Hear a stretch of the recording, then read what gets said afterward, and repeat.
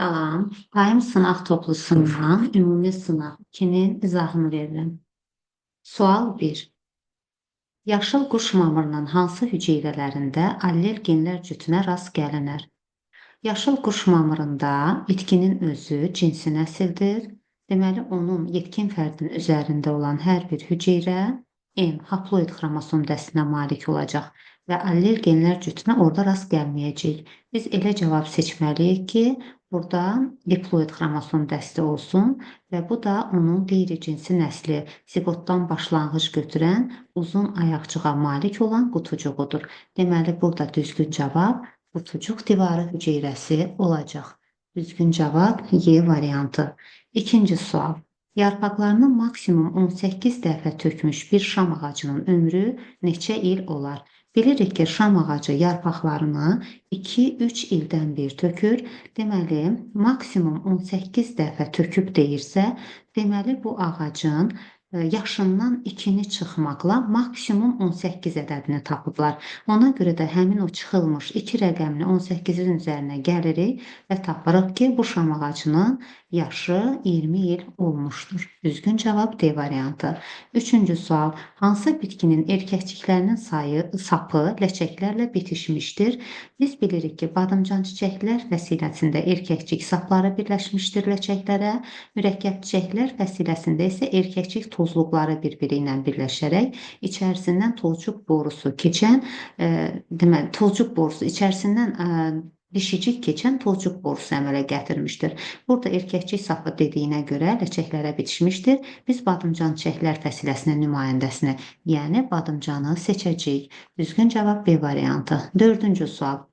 Aşağıdakı qrafikdə başaqla ilanın bədən temperaturunun ətraf mühit temperaturundan asıllıq qrafiki göstərilmişdir. Qrafikdə göstərilənlərdən istifadə edərək aşağıdakı fikirlərdən hansı doğrudur? Biz bilirik ki, demək, vaşaq məməlilərə aiddir, məməlilər sinfinə aiddir və onun bədən temperaturu ətraf mühit temperaturundan asılı olmayacaq.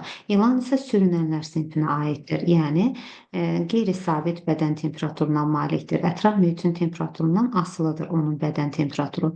İndi variantları oxuyuruq və doğru fikri seçirik. Sabit bədən temperaturu olan heyvanlar əsasən hər mövsüm aktiv olan heyvanlardır. Bəli, görürük, qrafikdən də görünür ki, o bütün mövsümlərdə bədən temperaturu sabit qalmışdır və aktivdir. İkinci, ətraf mühitin temperaturu mənfi olduqda ilan aktiv olmaz. Bəli, aktiv olmaz. Təbii ki, çünki ətraf mühit temperaturundan onun bədən temperaturu asılıdır. Temperatur artdıqca o da aktivləşəcəkdir. Üçüncü, ilanın illik sərf etdiyi oksigenin miqdarı vaşağın sərf etdiyi oksigenin miqdarından çox olar. İlan il ərzində bütün mövsümlərdə aktiv olmadığına görə onun sərf elədiyi oksigen miqdarı vaşaqdan çox ola bilməz. Ona görə də üçüncü variant doğru deyil. Və burada doğru cavab 1 və 2 olacaq. Düzgün cavab 1 və 2. D variantı və dördüncü də D variantı. Beşinci sual. Beşinci sualda deyir ki, interfazanın sonunda DNT-nin miqdarı 16 vurulsun 10⁻⁹ qram olan hüceyrənin meyoz bölünməsinin metafaza bir mərhələsindəki bir hüceyrəsində DNT-nin miqdarı neçə olar? Əvvəlcə yadımıza salaq, interfazanın sonunda DNT-nin miqdarı, ümumiyyətlə parametrlər necədir interfazanın sonunda? 2N, 4C, 4D. Deməli, DNT miqdarı burada 4D'dir və bu miqdarda 16 vurulsun 10 üstü -9 qram olduğu qeyd olunmuşdur. Və bizdən meyoz 1-in mərhələsindəki miqdarını istəyir, DNT miqdarını istəyir. Onda gəlin meyoz 1-in metafazasının da parametrini yadımıza salaq. 2N, 4C, 4D. Gördüyümüz kimi burada da DNT miqdarı elə 4D olaraq qalır. Ona görə də heç bir dəyişiklik olmayacaqdır. Elə 16 vurulsun 10⁻⁹ olaraq qalacaqdır. 5-ci sualda düzgün cavab A variantı. 6-cı sual. 6-cı sual deyir ki, şəklə əsasən hansı bənd yanlışdır? Burada refleks qövsü göstərilmişdir. X hissi neyronun cismidir. Bəli, bu hissə hissi neyronun reseptorlardan başlanğıc götürən dendriti, bu isə cismi. Bu hissə isə onun aksonudur. Deməli, A variantı doğrudur. Bizdən isə yanlış variantı istəyir. Y sinir impulslarını işçi orqana çatdırır. Y burada hərəki neyrondur və hərəki neyronda mərkəzdən işçi orqana impulsları aparır, göndərir. Deməli, bu fikir də doğrudur. X sinir düyünlərini əmələ gətirir. X hissi neyronun cismidir və biz də demişik ki, sinir düyünləri mərkəzi sinir sistemindən kənarda yerləşən hissi neyronların cisimlərindən ibarətdir. Deməli, bu da doğru fikirdir. Y onurğa beyninin ön köklərinə aiddir. Deməli, dal köklər vasitəsilə impulslar mərkəzə daxil olurdu və bu hissi neyronun aksonlarından ibarət idi. Ön köklər vasitəsilə impulslar mərkəzdən çıxarılır və bu da hərəki neyronların aksonlarından ibarət idi. Deməli, burada Y-lə göstərilən hərəki neyronun aksonudur. Deməli, ön köklərə onurğa beyninin ön köklərinə aiddir. Ona görə D bəndi də doğrudur. Y variantında deyir ki, X ağ maddənin əmələ gəlməsində iştirak edir. Baxıram, X bayaq dediyimiz kimi hissi neyronun cismidir və hissi neyronun dendriti və cisimləri sinir sisteminin boz maddəsinin əmələ gəlməsində iştirak eləyər. Ağ maddəsinin əmələ gəlməsində akson iştirak eləyər. Ona görə də Y variantı yanlışdır və bizdən yanlış variantı istəyirdi. Doğru cavab Y-dir. 7-ci sual. 7-ci sualda deyir ki, verilmiş şəklə əsasən sidik cövhərinin qatılığının azdan çoxa doğru hansı bənddə doğru göstərilmişdir? 1 böyrək arteriyasıdır, 2 rəqəmi ilə böyrək venası, 3 ilə sidik axarları göstərilmişdir. Azdan çoxa deyirsə, ən az sidik cövhərinin qatılığı böyrək venasında olacaq, ən çox isə sidik axarlarında olacaq. Ona görə də düzgün cavab C variantıdır. 8-ci sual. Sürünənlərin 4 kameralı ürəyə malik nümayəndələri ilə eyni dövrdə meydana çıxmışdır. Sürünənlərin 4 kameralı ürəyə malik nümayəndələri timsahlardır. Timsahlar isə Trias dövründə meydana çıxmışdır. Və burada A variantında uçan formalı cücülər, uçan cücüləri biz götürürük daş kömür dövrünə. B variantı süni seçməni götürürük insan yaranan dövrə, antropogeniz dövrünə. Tozlayıcı cücülər çiçəyin əmələ gəlməsi ilə meydana çıxmışdır. Mezozoy erasının təbaşir dövrünə aid edirik. D variantı süd vəziləri, bəli, süd vəziləri ilk məməlilər əmələ gələrkən, yəni Trias dövründə, yəni timsahla eyni dövrdə meydana çıxmışdır. Ona görə də doğru cavab D variantı olacaq. Y variantında kəsici köpək və azı dişləri yazıb, diş ixtisaslaşmasına ilk dəfə yırtıcı dişli sürünənlərdə rast gəlinmişdir. Bu isə Perim dövrünə təsadüf edir. 9-cu sual. Verilmiş şəklə əsasən hansı fikir yanlışdır? Burada insanın müxtəlif vəziləri göstərilir. 2 vəzi insan bədənində sayca ən çox olan vəzidir. Burada 2 rəqəmi ilə göstərilən qalxana bənzər ətraf vəzidir. 4 ədəddir, 2 cütdür və bu vəzilər bədəndə ən çox olan vəzidir deyə bilmərik. Çünki məsələn, dərimizdə 2 kvadrat metr dəri sahəmizdə 2 milyona qədər tər vəzisi var. Yəni, onun yanında 4 dənə böyük rəqəm deyil. Ona görə də elə burada doğru cavab A variantıdır, yanlış variant olaraq. O birisilərə də nəzər salaq. 3-cü vəzi insanın immun sisteminə aiddir. Bəli, 3-cü vəzi timus vəzidir. Timus vəzi isə immun sisteminə aiddir. 1-ci vəzi tiroksin hormonu ifraz edir. Bəli, bir qalxana bənzər vəzidir. 5-ci vəzi mədə-altı vəzidir. Həzm fermenti sintez edir. Bəli, çünki qarışıq sekresiya vəzidir. Xarici sekretor funksiyası həzm fermentləri sintez etməkdir. 4-cü vəzinin hormonu, yəni böyrək üstü vəzilər göstərilir. Ürək siklinin müddətini azaldır. Böyrək üstü vəzi adrenalin hormonu ifraz edir. Adrenalin ürək döyüntülərinin sayını artırır. Ürək döyüntülərinin sayı isə ürək siklinin müddəti ilə tərs mütənasibdir. Deməli, azaldır ifadəsi doğrudur. Sonra gəlir 10-cu sual. 10-cu sualda deyir ki, plastitlərin növü haqqında hansı fikirlər səhvdir? Verilən fikirlərdən hansı səhvdir? Hər üç plastid növündə DNT, RNT və ribosom var. Bəli, bu fikir doğrudur. B variantında deyir ki, ətraf mühitin təsiri nəticəsində plastid növləri bir-birinə çevrilə bilər. Bəli, bilirik ki, plastidlər bir-birinə çevrilə bilirlər. Qleykoplastlar əsasən bitkinin işıq görməyən yerlərində olur. Bəli, bu da doğrudur və ehtiyat qida maddələri toplayırlar bu hissələrində. D variantında deyir ki, xloroplastlardan fərqli olaraq qleykoplast və xromoplastlarda fermentlər olmur. Bu yanlış fikirdir. Hər bir orqanoiddə fermentlərə rast gəlmək mümkündür.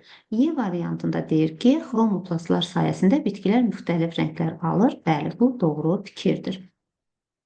Sonra gəlir 11-ci sual. 11-ci sualda deyir ki, verilən fikirlərdən hansı yanlışdır? Kəllənin hamar olmasına görə insana bənzər meymun parapiteklərdən başlanğıc götürüb. İnsana bənzər meymun parapiteklərdən başlanğıc götürüb. Deməli, kəllənin hamar olmasına görə insana bənzəyən meymun bu hippondur və hippon parapiteklərdən başlanğıc götürmüşdür. Bəli, parapiteklərdən başlanğıc götürülüb hippon, oranqutan, bir də driopiteklər. Bəli, deməli A variantı doğrudur. B variantında deyir ki, driopitek və oranqutan bilavasitə əcdadı eynidir. Deməli, parapiteklər öz növbəsində başlanğıc verdi driopiteklərə, hippona və orangutana. Deməli, driopiteklə oranqutanın əcdadı bilavasitə parapitek oldu, yəni eyni oldu. Deməli, bu fikir də doğru fikirdir. C variantında deyir, insanın əcdadının paleozoy erasında kiçik həşərat yeyənlərdən başlanğıc götürməsi ehtimalı var. Paleozoy yox, mezozoy erasında. Ona görə bu fikir yanlışdır. D variantı, driopitek şimpanzenin əcdadı ola bilər. Bəli, driopiteklər başlanğıc verdi avstralopiteka, şimpanzeyə və qorillaya. Hippon və oranqutan kor şahədir. Bəli, hippon və oranqutan kor şahədir. Deməli, 11-ci sualda yanlışı istəyirdi və yanlış cavab da oldu C variantı. 12-ci suala baxaq. 12-ci sualda deyir ki, şəkildəki bitkilərin fərdi inkişafı zamanı hansı mərhələləri allergenlər cütündən yalnız birinə malikdir? Deməli, biz burada haploid xromosom dəstinə malik olanları götürməliyik ki, allergenlər cütündən birinə malik olsun. Ona görə də 2-ni götürməyəcəyik. Mamırlarda qutucuq və ayaqcıq, onlar da diploid xromosom dəstinə malikdir. Və demək ki, biz orada allergenlər cütünə rast gələ bilərik. Ona görə 2-ni götürmürük. Bir rəqəmi ilə göstərilən hissə isə, bu hissə isə göstərir mamır bitkisini və mamırlar cinsi nəsil olduğu üçün haploid xromosom dəstinə malikdir. Allergenlər cütünə rast gəlinməz burada. Yəni, cütdən yalnız birinə rast gəlinir. Ona görə biri götürəcəyik. 3 də həmçinin bu protonimadır, N haploid xromosom dəstinə malikdir və 5 də həmçinin protaldır. Spordan əmələ gəlib hər iki cücərti, istər mamırın, istərsə də qıcının cücərtisi N haploid xromosom dəstinə malikdir. Ona görə bu cavabları da götürə bilərik. Burada 4 rəqəmi ilə göstərilən yetkin qıcı erkək qıcı bitkisidir və erkək qıcı qeyri-cinsi nəsil olduğuna görə diploiddir. Və allergenlər cütünün hər ikisinə rast gəlmək olar burada. Ona görə də doğru cavab burada oldu. 1, 3, 5. Yəni cavab D variantı 12-ci sualda olacaq. 13-cü sual. Genotipi verilmiş hüceyrədə kiçik A, böyük B, böyük D qametinin əmələ gəlmə ehtimalı 6%dirsə, böyük A, böyük B, kiçik D qametinin əmələ gəlmə ehtimalı neçə faizdir? Deməli, burada kiçik A, böyük B, böyük D. Gördüyümüz kimi kiçik A, böyük B. Bu yalnız Krassingover nəticəsində belə bir qamət əmələ gələ bilər və ümumilikdə buradan 2 üstü 2, 4, buradan da 2. 4 vur 2, 8 tip qamət əmələ gələ bilər və bu 8 tip qamətdən 4-ü crossingoverli qamətlərdir, 4-ü isə crossingoversiz qamətlərdir. Deməli, 6% crossingoverli qamətin birinin yaranma ehtimalı varsa, deməli 4 qamət sortu crossingoverli qamətlərin 4-ünün də hər birinin əmələ gəlmə ehtimalı elə 6% olacaq. 4 vur 6 eləyir 24. Biz 100%-dən çıxırıq 24-ü, yerdə qalanlar deməli faizi olacaq crossingoversiz qamətlərin faizi 10 çıx 4 6 9 çıx 2 7 76. Deməli 76-nı da bölürəm 4 yerə, çünki 4 sort crossingoversiz qamət əmələ gəlmə ehtimalı var. Bu da eləyəcək, demək bir dəfə 4 30 19. Aha, 19%. Deməli, hər bir crossingoversiz qamətin əmələ gəlmə ehtimalı 19%-dir. Burada da böyük A, böyük B, kiçik D. Baxın, böyük A, böyük B, görürsünüz, crossingoversiz qamətdir. Deməli, bu qamətin əmələ gəlmə ehtimalı da elə 19% olacaq. Və deməli, burada düzgün cavab olur A variantı, 19%. 14-cü suala baxaq. 14-cü sualda deyir ki, böyük K, kiçik K, böyük M, kiçik M, böyük N, kiçik N, böyük P, kiçik P genotipli bir hüceyrənin əmələ gətirə biləcəyi qametlərin növ müxtəlifliyi hansı bənddə doğru verilmişdir? K və M genləri və N ilə P genləri ilişiklidir, crossingover yoxdur. Əgər crossingover yoxdursa, K və M ilişiklidirsə, onu bir xromosomun üzərində göstərək, qarşısında da böyük kiçik K və kiçik M-i göstərək, eləcə də böyük N və böyük P, bunlar da ilişiklidirsə, yenə də eyni xromosomun üzərində göstərək, qarşı lokuslarında da kiçik N və kiçik P-ni göstərək. Və crossingover yoxdursa, bu mənə 2 tip qamət verər, bu da mənə 2 tip qamət verər. Ehtimalları bir-birinə vururuq, 2 vur 2 eləyir 4. Deməli, buradan qametlərin növ müxtəlifliyi, əmələ gətirə biləcəyi qametlərin növ müxtəlifliyi 4 olacaq. Doğru cavab B variantı. 15-ci suala baxırıq. 15-ci sualda deyir ki, hansı canlının aid olduğu sinfin ilk nümayəndələri daş kömür geoloji dövründə meydana çıxmışdır? Aha, daş kömür geoloji dövründə, deməli, bir baxaq, quşlar əmələ gəlmişdi. İlk quşlar Yura dövründə əmələ gəlmişdi. Balıqlar, sümüklü balıqlar əmələ gəlmişdi. Əsl sümüklü balıqlar, demək, Trias dövründə, lakin onların əcdadları əmələ gəlmişdi. İlk çənəli onurğalılar, bunlar əmələ gəlmişdilər Silur dövründə. Ordovikdə çənəsiz onurğalılar əmələ gəlmişdi. Telurda isə çənəli onurğalılar və bunlar sümüklü balıqların elə əcdadları idilər. Ona görə bunu da götürmürük. Sonra məməli, ilk məməlilər əmələ gəlmişdi Trias dövründə. Kərtənkələ, ilk sürünənlər əmələ gəlmişdi daş kömür dövründə, bizdən də daş kömür dövründə istəyir. Deməli, doğru cavab B variantıdır. Və Y variantında amfibini, qurbağanı göstərir. İlk suda qurda yaşayanlar əmələ gəlmişdi Devon dövründə. Deməli, burada da doğru cavab oldu D variantı. 16-cı sual. 16-cı sualda deyir ki, hansı bənddə qarşılıqlı verilən bitkilərin müxtəliflik və mənşə mərkəzləri eynidir? Baxaq, Gavalı, Şərqi Asiya, Tur, o da Şərqi Asiya. Deməli, 16-cı sualda A variantı elə bizə doğru cavabdır. Amma yenə digərlərinə də baxaq.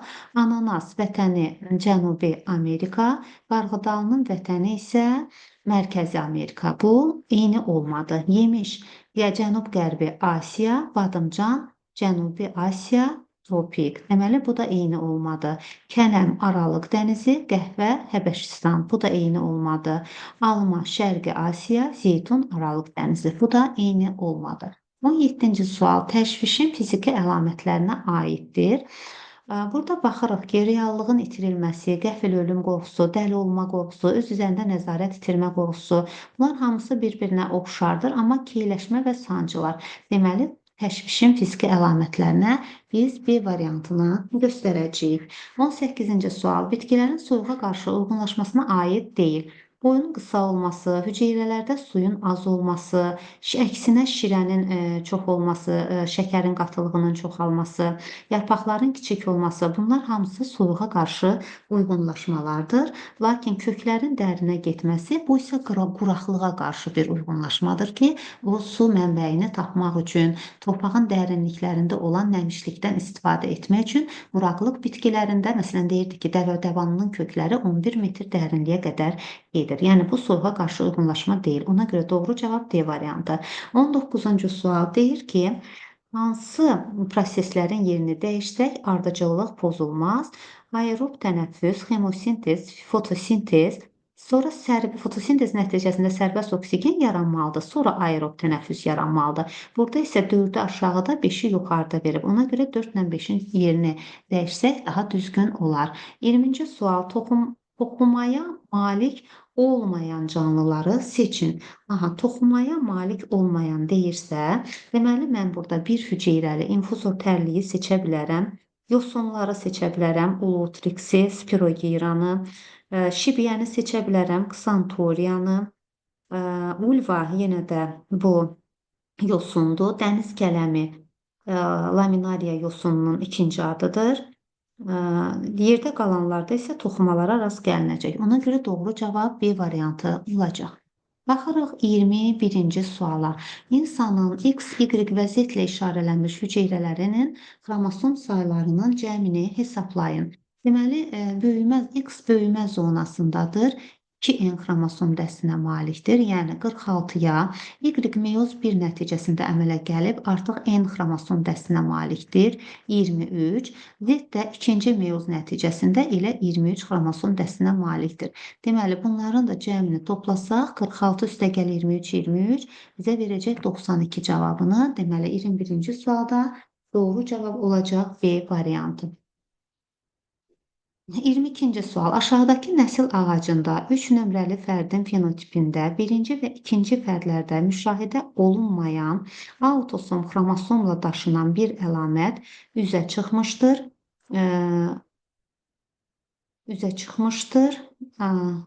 Və nə istəyir bizdən? Deyir ki, nəsil ağacı ilə əlaqədar düzgün fikirləri seçin. Gəlin seçək. Deməli, deyir ki, 1 və 2 nömrəli fərdlər əvvəlcə yerinə qoymağa çalışaq. Əgər bu autosom xromosomla daşınan bir əlamətdirsə və valideynlərdə yoxdur, amma 3 nömrəli fərddə üzə çıxıbsa, onda belə çıxır ki, bu autosom resessiv əlamətdir. Çünki dominant əlamət, autosom dominant olsaydı, gərək valideynlərdə də olardı və valideyndə olmayan əlamət övladda üzə çıxıbsa, bu deməkdir ki, valideynlərin hər ikisi bu geni özündə daşıyırmış ki, övladda valideynlərin hər ikisindən bu geni almaqla əlamət üzə çıxsın. Ona görə də 1 və 2 nömrəli fərdlər böyüyə kiçiyə ilə işarə elədim. Yəni heterozigot işarə elədim. İndi oxuyuram variantlar. Deyir ki, 1-də 1 və 2 nömrəli fərdlər bu əlamətə görə heterozigotdurlar. Bəli, gördük ki, heterozigotdurlar. 1 doğrudur. 2-də yazır ki, 4 nömrəli şəxsin genotipini müəyyən etmək olmaz. Baxaq 4 nömrəli şəxsə. Deməli, bu 4 nömrəli şəxs övladlarına baxıram. Övladlarında bu əlamət yoxdur.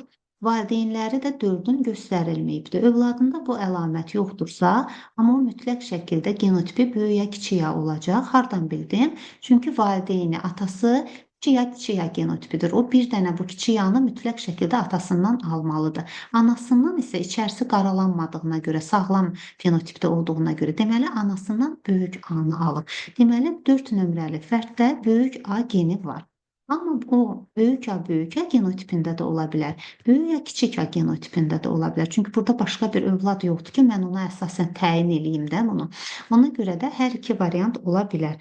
Burada da yazır ki, genotipini müəyyən etmək olmaz. Dəqiq müəyyən etmək olmaz, bəli. Yəni təxmin eləyirəm ki, bu ikisindən biri ola bilər, amma dəqiq müəyyən etmək olmaz. Ona görə də bu cavabda versiyasını da doğru cavab kimi götürürük. 3-də yazıb ki, 3 nömrəli fərdin bu əlamətini müəyyən edən gen yalnız 1 nömrəli fərddən keçmişdir.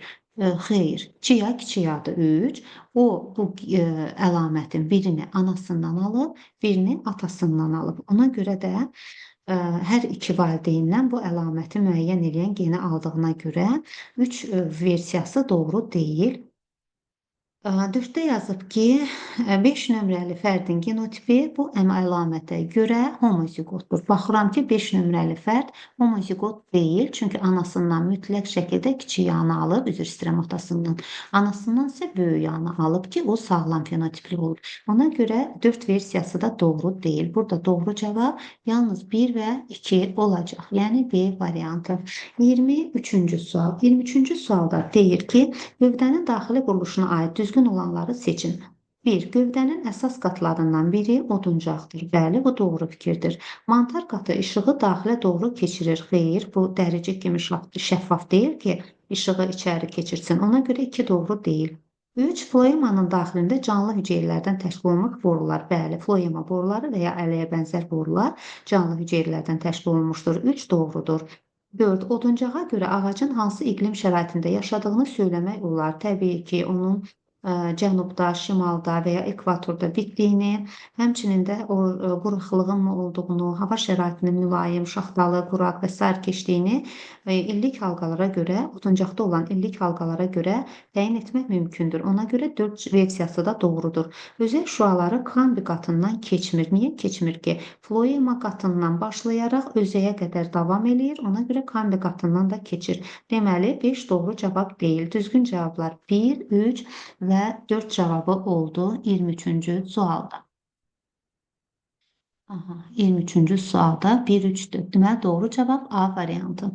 24-cü sual. Verilmiş şəkil dəyişmələrin hansından bilavasitə əlavə kök inkişaf etməz. Əlavə kök inkişaf etməz deyirsə, deməli mən elə versiya seçməliyəm ki, o bu şəkil dəyişmədə gövdə inkişaf etməsin. Ona görə meyvə kökləri çıxıram, çünki meyvə köklərinin əmələ gəlməsində gövdənin aşağı hissələri iştirak edəcək. Həmçində gövdə yumrusunu da çıxıram, çünki o da zoğun şəkil dəyişməsidir, elə soğanağı da çıxıram. Deməli, burada qalır Georgin və qaymagotu, çünki bunlar meyvə kökdür. Üzr istəyirəm, kök yumrusudur. Kök yumrusunun əmələ gəlməsində isə əlavə və yan köklər iştirak edir və buradan əlavə kökləri yox, yalnız yan kökləri inkişaf edər. Ona görə doğru cavab B variantı olacaq. 2 və 5 Georgin və qaymagotu. Gəlir 25-ci sual. 25-ci sualda nə deyir? Deyir ki, bir qadının eyni qan qrupuna malik 2 ciftlə əhatə olunmuş əkiz qız, digər qadının isə bir cift daxilində olan 2 göbək ciyəsinə malik oğlan dölü var. Bu döllərin əmələ gəlməsində iştirak edən qametlərdə cəmi neçə autosom, xromosom olar? Gəlin baxaq. Bir qadının eyni qan qrupuna malik 2 ciftlə əhatə olunan əkiz qızı var. 2 ciftin daxilindədir bu əkiz qızlar. Deməli, bu qızlar müxtəlif yumurta əkizləridir. Çünki müxtəlif ciftlərin daxilindədir. Digər qadının isə bir ciftin daxilində olan 2 göbək ciyəsinə malik oğlan dölü var. Deməli, bunlar eyni yumurta əkizləridir ki, bir ciftin daxilindədirlər. İkisi də oğlan uşağıdır. Bu döllərin əmələ gəlməsində, baxın, bu dölün əmələ gəlməsində bir dənə X daşıyan yumurta hüceyrə, bir dənə də Y daşıyan spermatozoid iştirak edər. Həmçinin bu dölün də əmələ gəlməsində bir dənə X daşıyan yumurta hüceyrə, bir dənə də Y daşıyan spermatozoid iştirak edə bilər. Eyni yumurta əkizlərinin 2 oğlanın əmələ gəlməsində isə bir dənə X daşıyan yumurta hüceyrə, bir dənə də Y daşıyan, demək, spermatozoid iştirak edəcəkdir. Döllərin əmələ gəlməsində deməli cəmi 1, 2, 3, 4, 5, 6 ədəd qamet iştirak elədi və bu qametlərin hər birində 22 autosom xromosom olar. 2 və 6, 12, 132 autosom xromosom olar. Deməli, doğru cavab olacaq Y variantı. 26-cı sual deyir ki, Əgər tetraploid öz-özünə tozlanan bitkinin meyvəsində toxumların sayı 5 olmuşdursa, onda rüşeym kisəsindəki hüceyrələrin xromosom yığımlarının maksimum sayı nə qədər olmuşdur? Spermilər rüşeym kisəsinə daxil olmamışdır. Əgər spermilər rüşeym kisəsinə daxil olmayıbsa, bunu buradan təmizləyim. Spermilər rüşeym kisəsinə daxil olmamışdırsa, deməli bu rüşeym kisəsində bir ədəd mərkəzi hüceyrə var. Tetraploid olduğu üçün onun da xromosom dəsti elə 4-dən olacaq. Bir ədəd yumurta hüceyrə var. O yarısı qədər, yəni 2-ən olacaq və 5 ədəd mayalanmada iştirak etməyən hüceyrə. Onu da vururam, hər biri 2-ən olacaq, 10-ən. Cəmi 10-ən. Deməli, bunların cəmi elədir 16-ən. Və 5 toxumdan söhbət gedir. Mən 1 üçün hesablamışım. Deməli, vururam 5-ə. Cavab eləyir 80. Doğru cavab G variantı. 27-ci sual. 27-ci sualda deyir ki, dişi ilanın yumurtalığının yetişmə zonasına daxil olan hüceyrələrin sayı erkəkdə toxumluğun yetişmə zonasına daxil olan hüceyrələrin sayından 10 dəfə çoxdur. Qoyun bir dənə bunu silim. Əgər 32 ədəd erkək qamet əmələ gəlibsə, maksimum neçə yönəldici cisimcik Y cinsi xromosomu daşıyar? Gəlin yenə qalx bu məsələyə. Demək, yumurtalığın yetişmə zonası və toxumluğun yetişmə zonası.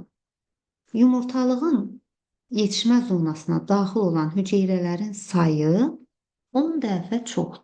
Toxumluğa daxil olan hüceyrələrin sayından. Deməli, sonda 32 ədəd erkək qamət əmələ gəlir. Bir dənəsi daxil olanda bir dənə əmələ gəlir. Deməli, 4 dənəsi, bir dənə toxumluğun yetişmə zonasına bir dənə hüceyrə daxil olanda 4 dənə qamət əmələ gəlir. Erkək qamət əmələ gəlir. Orada isə deyir ki, 32 dənə erkək qamət əmələ gəlib. Deməli, yetişmə zonasına daxil olan hüceyrələrin sayı 8 imiş. O zaman 10 dəfə çox, yəni 80 dənə də hüceyrə yumurtalığın yetişmə zonasına daxil olub. Və biri daxil olanda bir qamət 3 dənə yönəldici cisimcik əmələ gəlir. Deməli, 80-i daxil olubsa 80 qamət, 240 dənə də yönəldici cisimcik əmələ gələr. İndi məndən nə istəyir? Deyir ki, minimum neçə yönəldici cisimcik Y cinsi xromosomu daşıyar? İlan sürünəndir. Sürünənlərdə dişilər heteroqametdir, yəni XY xromosom dəstinə malikdirlər. Deməli, əmələ gələn hüceyrələrin yarısı, yəni 160-ı X daşıyacaq, yarısı 160-ı da Y daşıyacaq. Və 160 dənədən də mənə lazımdır ki, yönəldici cisimciklərə minimum düşsün. Çünki deyir, minimum neçə yönəldici cisimcik Y cinsi xromosomu daşıyar. Mən minimum olması üçün hesab eləyəcəm ki, qametlərin hamısı, yəni 80 qametin 80-i də Y cinsiyyət xromosomu daşıyır. 160-dan 80-i qamətə düşürsə, yerdə qalan 80-i də olacaq yönəldici cisimcikdə. Deməli, 27-ci sualda doğru cavab olacaq 80, yəni A variantı. 28-ci sual. 2N xromosom dəsli bitkinin 4N xromosom dəsli bitkinin tozcuğu ilə tozlanmasından alınan hibridin dölsüzlüyü Karpechenko metodu ilə aradan qaldırılmışdır. Bu hibridin yarpaq hüceyrəsinin mitoz bölünməsinin anafaza mərhələsində xromosom dəsti neçə olar? 2N bitkinin, yenə də buradan qoyacağım. Elə buradan yazarım. Deməli, 2N bitkinin qaməti olacaq N, 4N bitkinin də qaməti olacaq 2N və mayalanmadan 3N xromosom dəsli bitki əmələ gələr və buna da Karpetchenko metodu tətbiq eləyirəmsə, 2 dəfə artırıram xromosom dəstini, olur 6N yarpaq hüceyrəsində və mitozun anafazasında xromosom dəsti 2 dəfə artdığına görə təzədən 1 də 2-yə vururam, eləyir 12N. Deməli, 28-ci sualda düzgün cavab olacaq 12N, yəni D variantı. 29-cu sual deyir ki, uyğunluğu müəyyən edin. Aha, Pəncə üzgəcli balıqlar meydana çıxıb. Pəncə üzgəcli balıqlar meydana çıxmışdı. Nə zaman? Daş kömür dövründə. Üzr istəyirəm, Devon dövründə. Pəncə üzgəcli balıqlar Devon dövründə meydana çıxıb. Zirəhlilər meydana çıxıb, çənəsiz onurğalılar deyirdik. Ordovik dövründə. Deməli, bu da oldu, 2 də oldu Ordovik dövrü. Diş ixtisaslaşmasını götürürük. İlk yırtıcı dişli sürünənlər yarananda, yəni Perm dövründə. Və indi uyğunlaşdırırıq. Onurğa yaranıb Ordovikdə, deməli 2-yə aid eləyirik A-nı. Trilobitlərin nəsli kəsilib Permdə, deməli 3-ə aid eləyirik B-ni. Sonra steqosefallar meydana çıxıb. Bu da Devon dövründə baş verib. 1-ə aid eləyirik C-ni. Daş kömür meşələri yox olub Perm dövründə. Perm dövründə deməli 3-ə aid eləyirik B-ni. Bitkilər quruya çıxdı Ordovikdə. Deməli Ordovik neçədir burada? 2. 2-yə aid eləyirik Y-ni və qıcılar meydana çıxıb, Silurda plaunlar, Devonda isə qıcılar meydana çıxdı. Deməli, 1-ə aid eləyirik F-i. Burada düzgün cavab olur A variantı. 30-cu sual trisomiya deyil. Trisomiya bu aneuploidiyaya aiddir. Genom mutasiyadır. Yəni, xromosomlarda sayın artıqlığı bir ədəd, bir neçə vahid artıqlığı idi və ya əskikliyi idi aneuploidiya. Trisomiyalarda 3 ədəd olurdu. 2 əvəzinə 1 ədəd də artıq olurdu. Məsələn, Down sindromunda 21-ci, Patau sindromunda 13-cü, Edwards sindromunda 18-ci və Klinefelter sindromunda 23-cü xromosomun artıqlığı idi. XXY olurdu. Onlarda cinsiyyət xromosomunun artıqlığı müşahidə olunurdu. Amma məsələn, Lejen sindromu bu trisomiya deyil. Lejen sindromu xromosom mutasiyasıdır və 5-ci xromosomun itkisi idi, pişik çığırtısı da deyirdilər ona və bir də Shershevski-Turner sindromu bu da xromosom əskikliyi idi. Bu da aneuploidiyaya aid idi. Xromosom bir ədəd az olurdu. XX əvəzinə 23-cü xromosomda bir ədəd X olurdu. Qısır qadın sindromu da deyirdilər buna. Deməli, burada doğru cavab nə olur? 1 və 5. Bəli, 30-cu sualda düzgün cavab 1 və 5, yəni C variantı. 31-ci sual. Bir ribosoma N ədəd nəqliyyat elementi daxil olubsa, deməli, nəqliyyat elementlər amin turşu daşıyırlar. N ədəd nəqliyyat elementi bu deməkdir ki, burada elə M ədəd də amin turşu vardır. Və bu zülalın kodlaşmasında iştirak edən məlumat elementi də neçə nukleotid olar? Deməli, bir dənə amin turşu 3 nukleotidlə kodlaşır. M qədər amin turşu 3M qədər nukleotidlə kodlaşacaq. Lakin məlumat elementidə bir də stop kodonlar olur. Bu da bir tripletdir və yəni 3 nukleotiddən ibarətdir.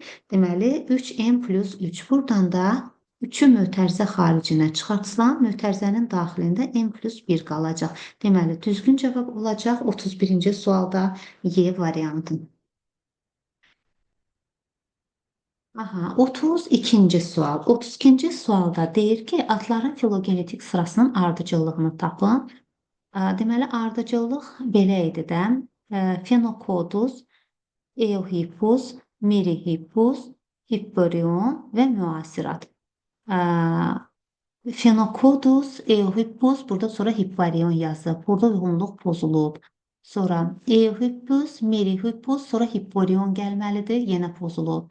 Phenocodus, Eohippus gəlməlidir, pozulub. Merihippus, Erihippus olmalıdır, pozulub. Phenocodus, Eohippus, Hipporion, Phenocodus.